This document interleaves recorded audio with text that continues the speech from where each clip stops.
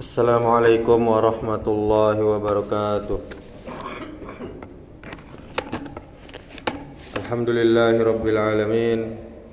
Wassalatu wassalamu ala asyrafil anbiya'i wal mursalin wa ala alihi wa ashabihi ajma'in. Asyhadu an la ilaha illallah wahdahu la syarika lah wa asyhadu anna Muhammadan abduhu wa rasuluh, amma ba'du. Alhamdulillah, kita bersyukur kepada Allah Subhanahu wa ta'ala dengan mengucapkan alhamdulillahi rabbil alamin, karena Allah yang berhak, yang pantas mendapatkan segala pujian, karena Allah Rabb semesta alam yang begitu banyak memberikan kita nikmat, sehingga dengan nikmat tersebut hendaknya lah kita gunakan untuk taat kepadanya, mengerjakan perintahnya dan menjauhi larangan-larangannya. Kemudian salawat serta salam semoga selalu tercurahkan, kita mohonkan kepada Allah agar selalu mencurahkan kepada Nabi kita, panutan kita, suri tauladan kita, Nabi Muhammad sallallahu alaihi wasallam. Allahumma salli wa sallim wa barik ala Muhammadin wa ala alihi wa ashabihi ajma'in. Mudah-mudahan salawat kita bersambung kepada keluarga Nabi, kepada para sahabat Nabi, dan juga kepada orang-orang yang mengikuti sunnah-sunnah Nabi sampai hari kiamat. Kaum muslimin, kaum muslimat, jamaah salat subuh yang dimuliakan Allah Subhanahu wa ta'ala, terkadang terbesit satu pertanyaan pada diri seseorang. Apa pertanyaan itu? Mengapa Allah Ta'ala tidak menciptakan seluruh manusia dalam keadaan muslim? Mengapa Allah Ta'ala menciptakan mereka sedangkan Allah mengetahui bahwasanya mereka akan mengingkari, akan kufur kepada Allah Subhanahu wa ta'ala? Perlu kita ketahui dan perlu kita perhatikan pentingnya dan wajibnya kita beradab, berakhlak kepada Allah Subhanahu wa ta'ala. Karena sejatinya tidak ada yang menjadi kewajiban bagi Allah untuk dia tunaikan dan lakukan terhadap hamba-hambanya dan makhluk-makhluknya, sehingga kita tidak boleh menanyakan dan mengatakan mengapa terhadap apa-apa yang diperbuat oleh Allah Subhanahu wa ta'ala. Karena dialah zat yang maha kuasa, yang melakukan apapun yang dia kehendaki. Tidak boleh menghakimi keputusan Allah, tidak boleh menghalangi ketetapan Allah, tidak boleh bertanya tentang apa yang Allah lakukan. Allah Ta'ala berfirman di dalam surah Al-Anbiya ayat 23, La yus'alu amma yaf'alu wa hum yus'alun. Allah tidak ditanya tentang apa yang dikerjakannya, tetapi merekalah yang akan ditanya, kita yang akan ditanya nanti. Kemudian di surah yang lain, wa huwal ghafurul wadud dzul arsyil majid fa'alul lima yurid. Dialah Allah yang maha pengampun lagi maha pengasih, yang mempunyai arsy lagi maha mulia, maha kuasa berbuat apa yang dia kehendaki. Surah Al-Buruj ayat 14-16. Kemudian di ayat yang lain, wallahu yahkumu la mu'aqqiba li hukmih wa huwa sari'ul hisab. Dan Allah menetapkan hukum menurut kehendaknya, tidak ada yang bisa menolak ketetapannya, dia maha cepat perhitungannya. Surah Ar-Ra'd ayat 41. Kaum muslimin, kaum muslimat, Bapak Ibu, jamaah yang dimuliakan Allah Subhanahu wa ta'ala, fitrah manusia adalah beribadah dan mentauhidkan Allah Subhanahu wa taala. Setelah mengetahui bahwa di antara adab kepada Allah adalah tidak boleh menghakimi keputusannya, tidak boleh menghalangi ketetapannya, tidak boleh bertanya tentang apa yang dia lakukan, maka wajib untuk kita ketahui bahwasanya Allah Ta'ala memberikan fitrah kepada semua manusia tanpa terkecuali. Apa itu? Yaitu Allah menciptakan mereka agar hanya menyembah kepada Allah saja serta mentauhidkannya. Tidak ada yang lain, tidak ada Rob yang berhak disembah kecuali Dia. Allah Ta'ala berfirman, "Fa'akim wajhaka lid-dini hanifa fitratallahi allati fataran nasa 'alaiha la tabdila li khalqillah." Maka hadapkanlah wajahmu dengan lurus kepada agama Islam sesuai fitrah Allah yang Dia telah menciptakan manusia berada di atas fitrah itu. Tidak ada perubahan pada ciptaan Allah. Surah Ar-Rum ayat 30. Apa makna al-fitrah? Makna al-fitrah adalah agama Islam, sebagaimana dalam tafsir dari Mujahid diriwayatkan oleh Imam At-Tabrani di dalam tafsirnya juz 20 halaman 97. Kemudian di dalam tafsir Al-Madinah Al-Munawwarah disebutkan, dan teguhlah di atas agama Allah, yaitu Islam. Dia merupakan agama Allah yang manusia diciptakan Allah dengan agama Islam sejak kelahiran mereka. Jadi semua bayi, Bapak Ibu yang dirahmati Allah, semua bayi maupun dia lahir dari rahim seorang kafir, maka dia adalah Islam. Janganlah merubah fitrah yang telah Allah tetapkan bagi hambanya itu, namun teguhlah di atas agama yang agung, agama yang mulia, dan jalan yang dapat mengantarkan kepada keridhaan Allah. Akan tetapi mayoritas hamba Allah tidak mengetahui tentang keagungan, kemuliaan agama yang benar ini. Allah Ta'ala juga berfirman, "Wa ma khalaqtul jinna wal insa illa liya'budun." Dan aku tidak ciptakan jin dan manusia kecuali supaya mereka mengabdi kepadaku, beribadah kepadaku, kata Allah. Surah Az-Zariyat ayat 56. Asy-Syaikh As-Sa'di di dalam tafsirnya dia berkata, inilah tujuan Allah menciptakan kita manusia dan juga menciptakan jin.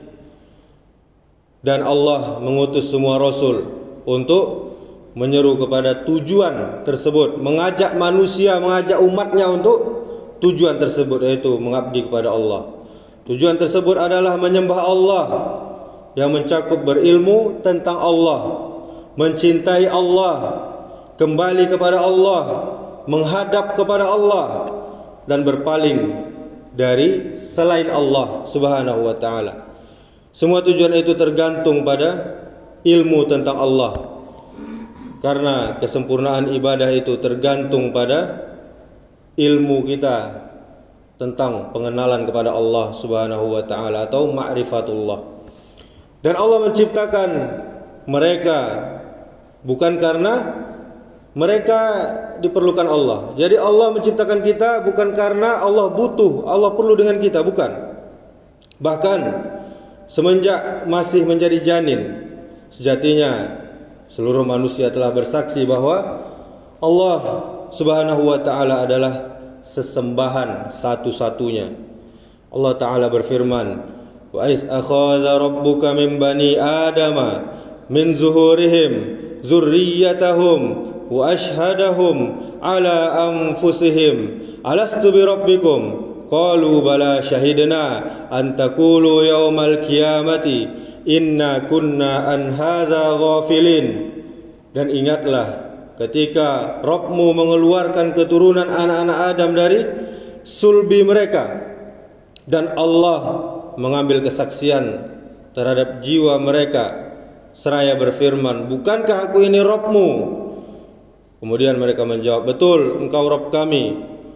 Kami menjadi saksi, kami lakukan yang demikian itu, supaya di hari kiamat kamu tidak mengatakan sesungguhnya kami Bani Adam adalah orang-orang yang lengah, orang-orang yang lalai terhadap keesaan Rabb.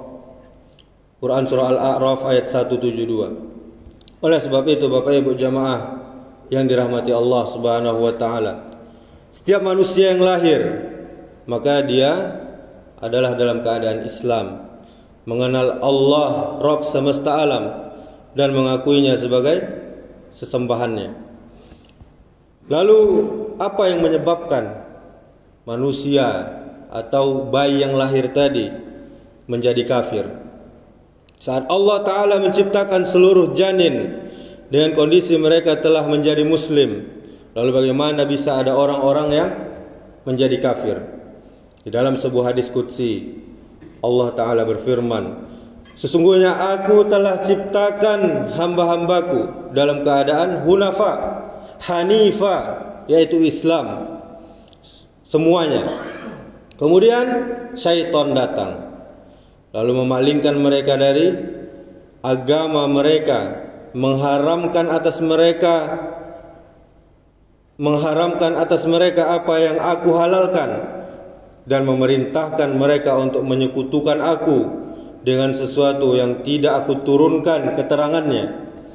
Ini hadis riwayat Muslim nomor 2865. Allah Ta'ala mengabarkan di dalam hadis yang mulia ini bahwa kita pada asalnya diciptakan dalam keadaan hunafa, yaitu Islam.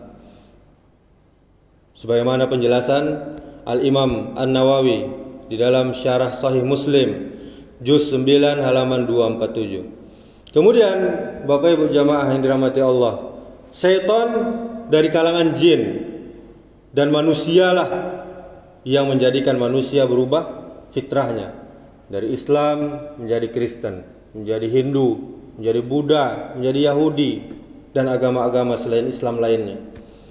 Di antara faktor terbesar yang menjadikan seorang manusia itu menjadi kafir adalah yaitu orang terdekatnya, di antaranya orang tuanya. Rasulullah sallallahu alaihi wasallam bersabda, tidaklah setiap anak kecuali dia dilahirkan di atas fitrah, maka bapak ibunya lah yang menjadikan Yahudi atau menjadikannya Nasrani atau menjadikannya Majusi. Sebagaimana halnya hewan ternak yang dilahirkan, dia dilahirkan dalam keadaan sehat. Apakah engkau lihat hewan itu terputus telinganya? Ini hadis riwayat Bukhari dan riwayat Muslim. Maksudnya hewan ternak itu semula lahir dalam keadaan sehat, sempurna, tanpa cacat. Kemudian setelah lahir terjadi perubahan, telinganya putus karena dipotong oleh tuannya atau dipotong oleh manusia. Demikian pula manusia, dia terlahir dalam keadaan fitrah, tetapi karena keadaan orang tuanya lah atau karena pola pendidikan orang tuanya sehingga terjadi perubahan pada diri manusia tersebut yang berubah dari fitrahnya. Orang tua yang Yahudi, yang Nasrani atau Majusi bisa dapat mengubah anaknya berubah menjadi Yahudi, Nasrani ataupun Majusi atau agama lainnya. Bukan itu saja, bahkan orang tua yang Muslim pun akan bisa mengubah fitrah buah hatinya dari Islam menjadi Yahudi, Nasrani, Majusi, atau minimal berkarakter seperti agama-agama tersebut. Kenapa bisa begitu? Lemahnya keislaman orang tuanya, serta tidak mampu mereka di dalam mendidik dan mengarahkan anaknya, yang menyebabkan perubahan fitrah seorang anak tadi. Dan hal itu akan berpengaruh besar bagi perkembangan fitrah anak-anaknya. Orang tua yang seperti itu tidak pernah peduli terhadap pendidikan Islam anak-anaknya. Jangankan berpikir tentang pendidikan keislaman anaknya, untuk berpikir tentang keislaman dirinya pun dia tidak peduli. Tidak heran jika mereka menyerahkan pendidikan putra-putrinya kepada orang atau lembaga yang cita-cita tertingginya adalah sukses duniawi saja, tanpa berpikir tentang akhiratnya. Bukan membentuk anaknya menjadi anak yang soleh atau soleha, yang bertakwa kepada Allah Subhanahu wa ta'ala, dan berpikir tentang sukses akhirat. Kita lihat sekarang, demi menjadi pasukan pengibar bendera, dipaksa oleh rezim ini untuk membuka jilbab. Ya, ridho-ridho saja, dia ikhlas-ikhlas saja, karena tidak kuat keislaman pada dirinya. Allah Subhanahu wa ta'ala berfirman, ya ayyuhalladzina amanu qu anfusakum wa ahlikum nara wa quduhan nas wal hijaratu 'alaiha malaikatun ghilazun shidadun la ya'sunallaha ma amarahum wa yaf'aluna ma yu'marun. Wahai orang-orang yang beriman, jagalah dirimu dan keluargamu dari siksa api neraka yang bahan bakarnya adalah manusia dan batu.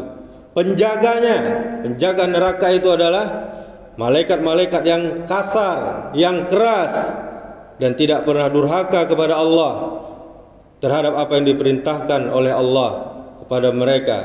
Dan malaikat tersebut selalu patuh mengerjakan perintah Allah. Surah At-Tahrim ayat 6. Kemudian Imam Ibnu Katsir di dalam tafsirnya mengatakan, penjagaan terhadap diri dan keluarga dari siksa api neraka adalah dengan cara pendidikan dan pengajaran yang baik kepada keluarga, termasuk kepada anak-anak. Para ulama juga menafsirkan ayat ini dengan makna bahwa Allah perintahkan orang-orang mukmin yang mengaku beriman kepada Allah untuk menjaga dirinya sendiri dan keluarganya dari api neraka dengan cara belajar ilmu agama dan mengajarkan ilmu agama kepada keluarganya. Yakni dia belajar, kemudian dia mengajarkan kepada keluarganya tentang apa yang Allah wajibkan dan apa yang Allah haramkan. Jagalah diri kalian dan keluarga kalian dari api neraka. Artinya adalah didik mereka, belajar dan mengajarkan kepada mereka. Kemudian ayat ini juga menjadi dalil atas wajibnya melakukan amar ma'ruf kepada orang-orang yang terdekat terlebih dahulu sebelum kepada orang lain. Jadi di antara wasilah yang terpenting dalam menjaga anak dan keluarga kita dari api neraka adalah mengajarkan kepada mereka ilmu agama, terutama ilmu akidah yang benar, yang lurus, melatih dan membiasakan mereka mendirikan sholat dan ibadah-ibadah yang lain, mendidik mereka agar mereka berakhlak mulia, menjauhkan mereka dari sifat-sifat kehinaan, serta mendidik mereka dengan ketat, dengan tegas, agar memiliki kekebalan dan benteng yang kuat dari godaan syaitan dan tipu dayanya. Orang tua bertanggung jawab dan dimintai pertanggungjawaban atas itu semua. Nabi kita, Rasul kita sallallahu alaihi wasallam bersabda, ingatlah setiap dari kalian adalah pemimpin, dan masing-masing akan dimintai pertanggungjawaban atas apa yang dia pimpin. Penguasa yang memerintah rakyat adalah pemimpin, dan dia akan dimintai pertanggungjawaban atas apa yang dia pimpin. Seorang laki-laki adalah pemimpin bagi keluarganya, dan dia akan dimintai pertanggungjawaban atas apa yang dia pimpin. Seorang perempuan juga adalah pemimpin terhadap keluarganya, suaminya dan anak-anaknya, dan dia akan dimintai pertanggungjawaban atas apa yang dia pimpin. Budak seorang tuan adalah pemimpin terhadap harta tuannya, dan dia akan dimintai pertanggungjawaban atas apa yang dia pimpin. Ingatlah setiap dari kalian adalah pemimpin, dan masing-masing akan dimintai pertanggungjawaban atas apa yang dia pimpin. Hadis riwayat Bukhari dan Muslim. Demikianlah, semoga Allah Subhanahu wa taala senantiasa meneguhkan kita di atas fitrah yang lurus, memberikan kita kekuatan di dalam beribadah, bertauhid kepada Allah, serta menjaga seluruh keluarga kita, anak cucu kita di dalam kalimat tauhid la ilaha illallah. Amin ya rabbal alamin. Subhanakallahumma wa bihamdika asyhadu an la ilaha illa anta astaghfiruka wa atubu ilaik. Wassalamualaikum warahmatullahi wabarakatuh.